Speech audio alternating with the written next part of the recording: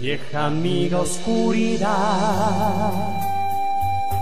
otra vez quisiera hablar, porque he tenido nuevamente una visión que suavemente iba cambiando mi manera de pensar.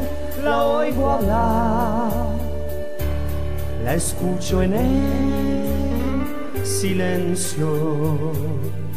En sueños caminaba yo entre la niebla y la ciudad, por calles frías desoladas,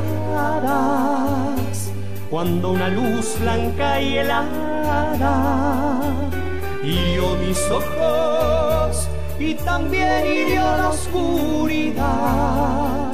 La vi brillar, la veo en el silencio.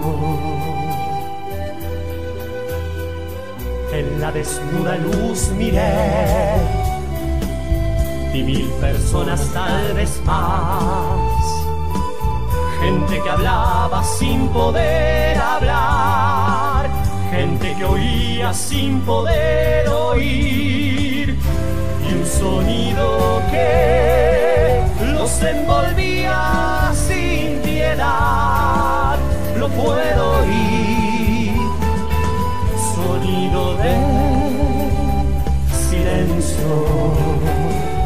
Entonces yo les quise hablar, entonces los quise ayudar, quise sentirlos como hermanos, quise tomarlos de las manos, pero no podían despertar ni entender. Me hundí en el silencio, se arrodillaban a rezar.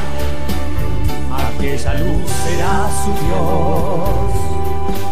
Yo les grité que despertaran, que la verdad allí no estaba, que los profetas no son luces de neón.